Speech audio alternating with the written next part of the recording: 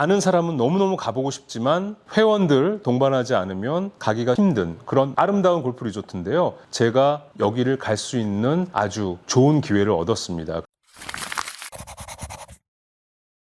안녕하세요. 마골피 오상준입니다. 오늘은 제가 쓴 책 40일간의 골프 성지순례 중에 프랑스를 가볼 거예요. 저는 프랑스에서 골프를 칠 때 샤를드골 국제공항 근처에 있는 호텔에서 묵었거든요. 파리 안으로 들어가고 싶지 않았어요. 그 이유는 보통 아침에 골프를 치니까 만약에 제가 시내에서 머무르게 되면 아침에 통근하고 있는 트래픽을 또 다 뚫고 운전을 하려고 하면 시간이 많이 걸릴 것 같다는 예상하에 그냥 공항 근처에서 머물렀거든요. 아주 좋은 선택이었다고 생각을 해요. 샤를드골 근처에 있는 호텔에서 레볼드까지 한 2시간 정도. 레볼드는 파리의 서남쪽에 와인으로 유명하죠. 루아르 밸리에 위치해 있는데요. 현지인들은 그 루아르를 발음할 때 R 발음을 프랑스 사람들 여러분 아시잖아요. 그 콧소리 내는 거. 그래서 루아르 이렇게 발음하더라고요. 그 루아르 밸리에 제가 레볼드를 갔어요. 자, 여러분, 레볼드라는 골프장은 누가 도대체 만들었을까 궁금하시죠? 세계에서 가장 유명한 100대 코스를 가지고 있는 유명한 골프 리조트 중에 소위 말하는 귀족이 만든 골프장이 2개가 있어요. 재밌는 사실은 첫 번째는 일본에 위치하고 있다. 1930년대에 그 일본의 오쿠라 남작이라는 사람이 일본의 시즈오카에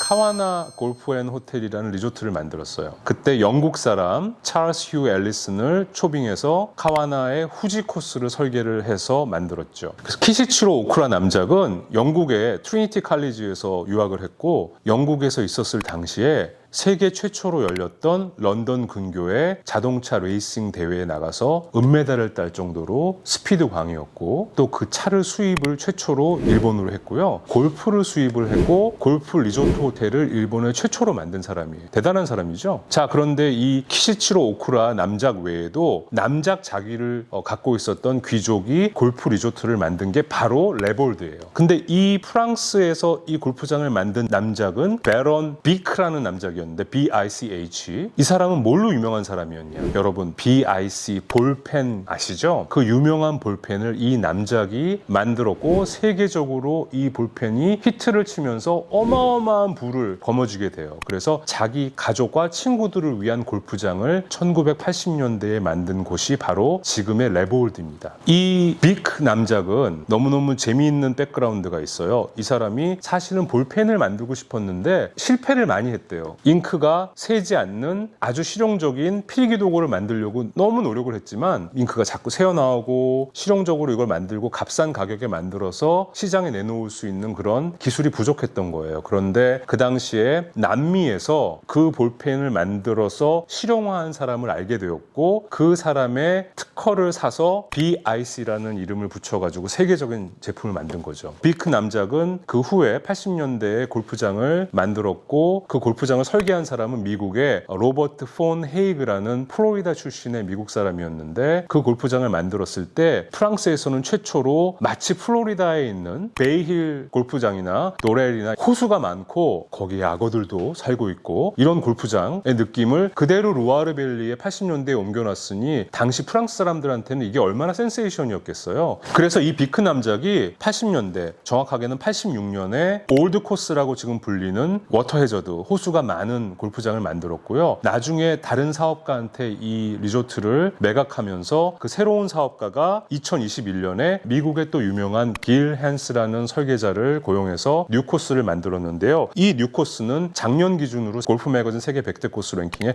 83위에 오른 굉장히 좋은 골프장입니다. 제가 이곳을 다녀왔어요. 레볼드. 아는 사람은 너무너무 가보고 싶지만 회원들 동반하지 않으면 가기가 힘든 그런 아름다운 골프 리조트인데요. 제가 여기를 갈 수 있는 아주 좋은 기회를 얻었습니다.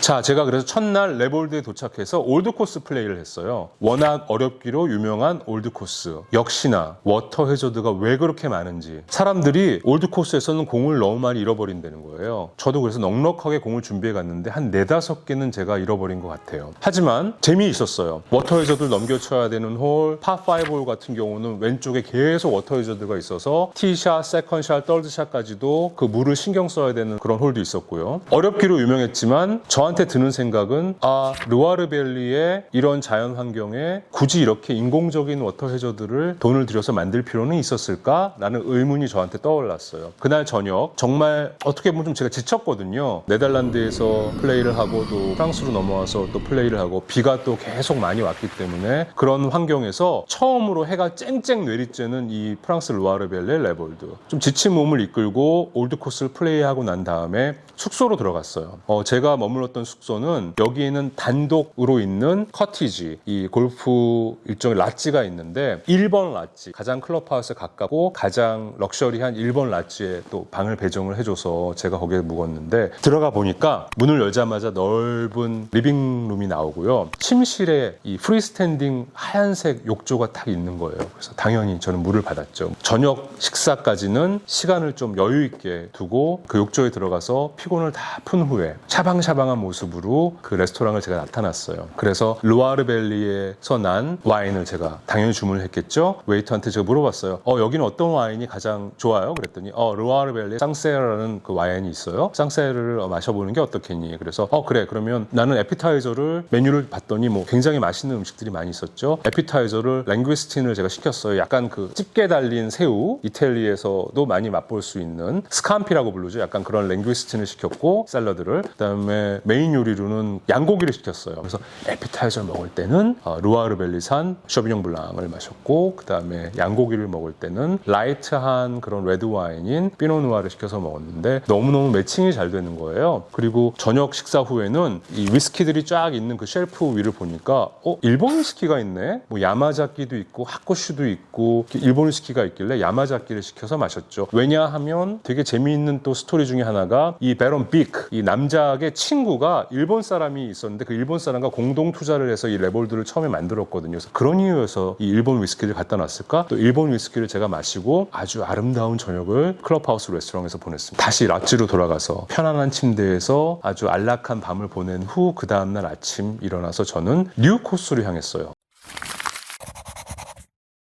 레볼드의 뉴 코스는 2021년 오픈한 지 얼마 안 됐죠. 3년밖에 안 된 골프장인데, 이 뉴 코스는 미국의 길 헨스라는 세계적인 설계자가 설계를 했고요. 지금 세계 골프 매거진 세계 100대 코스에 83위에 올라 있는 그런 명문 코스입니다. 이 뉴 코스는 저 혼자 플레이하지 않았어요. 그 전날은 제가 올드 코스로 혼자 플레이했는데, 뉴 코스는 이 골프장의 제너럴 매니저, The Director of Golf로 있는 잭 로라는 영국 사람이 와서 저를 맞이해줬고 같이 플레이를 했어요. 이 잭은 영국에서 스카웃이 돼서 이 골프장으로 와서 일을 하게 된 지가 당시 한 3년 정도가 됐는데, 원래는 프로 선수 지망생이었어요. 그래서 골프도 너무 잘 치고 너무너무 플렌들리해서 저랑 같이 좋은 시간을 보냈는데, 이 뉴 코스의 특징은 뭐냐면 올드 코스에서는 워터 해저드가 많았잖아요. 마치 플로리다에 있는 골프장을 그대로 프랑스로 옮겨놓은 것 같은 그런 느낌이었는데, 이 뉴 코스는 설계자 길 헨스가 이 코스 부지에 있는 자연 지형을 그대로 살려서 굉장히 친환경적으로 만든 그런 골프장입니다. 대신 아주 벙커들이 공 떨어질 만한 위치에 다 포진하고 있어서 플레이할 때 벙커의 위치와 거리를 정확하게 계산하지 않으면 굉장히 힘든 골프장으로 유명하기도 해요. 그래서 이 잭과 함께 플레이를 하면서 현재 가장 잘 나가는 설계자 길 헨스의 설계가 이렇게 여기 구현이 됐구나라는 걸 저는 정말 아주 강렬하게 느낄 수 있었어요. 제가 이 길 헨스라는 설계자의 코스를 어디를 플레이해봤냐면, 레볼드 뉴 코스 말고도 최초에 플레이했었던 곳이 일본에 있는 도쿄 골프클럽. 이 코스는 100년 이상이 된 코스인데 길 헨스가 리모델링을 했어요. 그래서 그 코스를 플레이해봤고, 길 헨스가 또 처음부터 디자인했던 코스는 태국 방콕 근처에 있는 벨리스 히어라는 골프장을 제가 플레이를 해봤거든요. 그리고 스코틀랜드에 있는 캐슬 스튜어트라는 골프장은 길 헨스가 처음 설계한 그런 골프장이어서 이분이 설계한 코스를 여러 개를 플레이해봤는데, 레볼드 뉴 코스도 굉장히 좋은 코스라고 저는 평가를 합니다.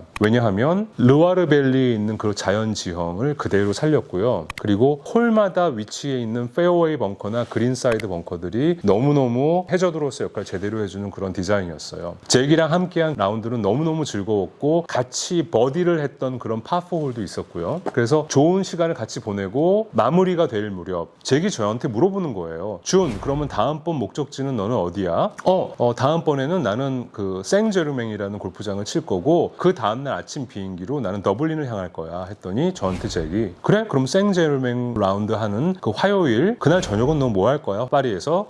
특별한 계획 없는데 뭐 괜찮은 레스토랑에서 저녁 식사하고 호텔에 들어가서 그냥 쉬겠지. 그리고 그 다음날 준비하겠지 했더니 잭이 기다려봐. 내가 너를 위해서 파리에서 굉장히 재미있는 이벤트를 준비해 줄게. 내가 텍스트 메시지를 보낼 테니까 기대해줘 라는 얘기를 하는 거예요. 그래서 전 잔뜩 기대가 됐죠. 알고 봤더니 있죠. 레볼드의 멤버 중에 한 분이 파리에 있는 무랑루즈의 오너였던 거예요. 그래서 올리비에 빌라롱이라는 이름을 가진 이 오너한테 잭이 연락을 해서 내 친구 준이 파리에 있을 텐데 무랑루즈를 한 번도 안 가봤대. 그래서 이 친구가 무랑루즈를 좀 경험할 수 있는 기회를 주면 어떨까라는 얘기를 했던 거죠. 그래서 저는 드디어 평생 처음 가보는 파리의 명소 무랑루즈를 가게 됐습니다. 여러분, 다음번 에피소드에서는요, 그 무랑루즈에서 어떤 일이 있었는지 제가 여러분들께 알려드릴게요.